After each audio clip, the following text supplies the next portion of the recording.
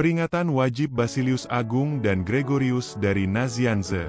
Pada setiap tanggal 2 Januari, Gereja Katolik merayakan peringatan wajib Basilius Agung dan Gregorius dari Nazianze, dua tokoh besar dalam sejarah gereja yang dikenal karena kontribusi mereka yang luar biasa dalam pengajaran iman, karya teologi, dan kepemimpinan pastoral.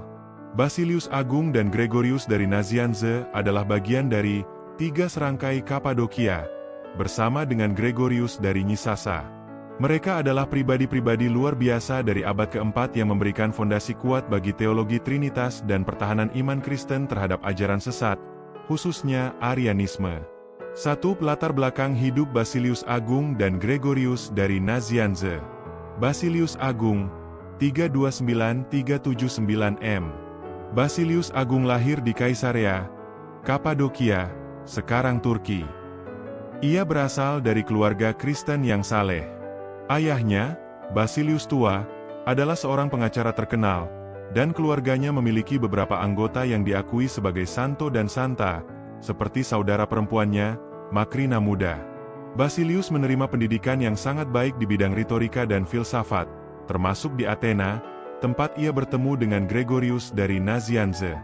Setelah kembali ke Kapadokia, Basilius memilih hidup sebagai seorang biarawan. Ia menjadi terkenal karena karya-karya tulisnya, pengajaran teologi, dan pembelaannya terhadap doktrin Trinitas yang ortodoks. Basilius menjadi uskup Kaisarea pada tahun 370, di mana ia melayani dengan penuh semangat untuk melindungi iman Kristen dari ancaman Arianisme. Sebagai pemimpin pastoral, Basilius dikenal atas pengabdian sosialnya.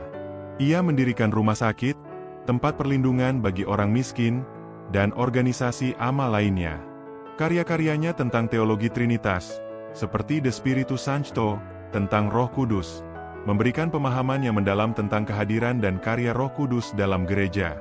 Gregorius dari Nazianze, 329-390 M. Gregorius dari Nazianze lahir di Arianze, dekat Nazianze, dari keluarga Kristen yang saleh. Ayahnya adalah seorang uskup, dan Gregorius menerima pendidikan yang cemerlang di bidang filsafat, retorika, dan teologi. Ia berteman dengan Basilius Agung di Athena, yang kemudian menjadi sahabat seumur hidupnya. Gregorius mengabdikan hidupnya untuk karya teologi dan pengajaran iman Kristen. Ia dikenal karena khotbah-khotbahnya yang mendalam dan penuh kebijaksanaan, khususnya tentang misteri Trinitas. Karya tulisnya sangat memengaruhi perkembangan teologi Kristen, dan ia dianggap sebagai salah satu pujangga Trinitas. Gregorius diangkat menjadi uskup Sasima oleh Basilius, tetapi ia kemudian lebih dikenal sebagai uskup Konstantinopel. Dalam konsili Konstantinopel I, 381 M, Gregorius memainkan peran penting dalam menyempurnakan doktrin Trinitas, yang tertuang dalam versi akhir dari Syahadat Nikea Konstantinopel. 2. Persahabatan Basilius dan Gregorius.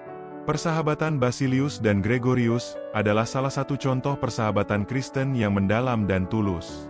Mereka berbagi semangat yang sama untuk mencari kebenaran dan membela iman Kristen. Persahabatan ini tidak hanya memperkaya kehidupan pribadi mereka, tetapi juga memperkuat gereja. Meski ada saat-saat perbedaan pendapat antara keduanya, terutama terkait posisi kepemimpinan, persahabatan mereka tetap bertahan. Mereka saling mendukung dalam karya pengajaran dan pembelaan iman, terutama melawan Arianisme. Karya-karya teologi mereka menjadi landasan bagi pemahaman gereja tentang misteri Trinitas. 3. Kontribusi teologi dan ajaran mereka. Basilius Agung dan Gregorius dari Nazianze adalah tokoh kunci dalam pembentukan doktrin Trinitas yang ortodoks. Mereka melawan Arianisme, yang menyangkal keilahian penuh Yesus Kristus, dan memberikan pemahaman yang mendalam tentang hubungan antara Bapa, Putra, dan Roh Kudus. Basilius Agung. Basilius menulis banyak karya tentang teologi, liturgi, dan kehidupan monastik.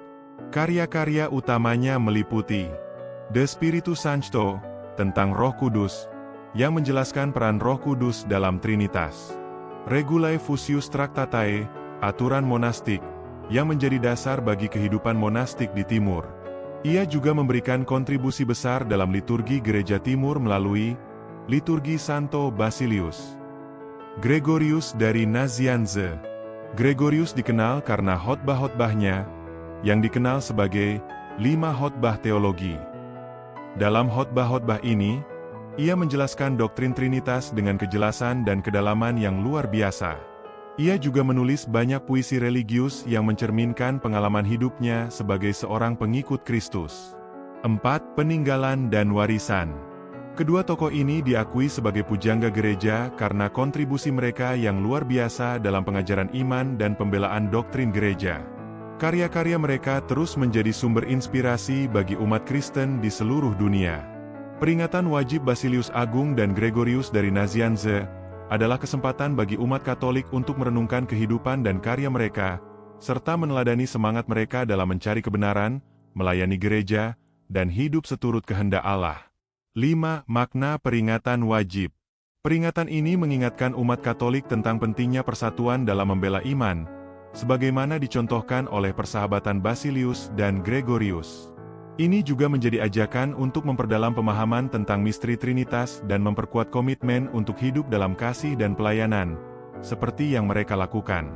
6. Relevansi bagi umat masa kini.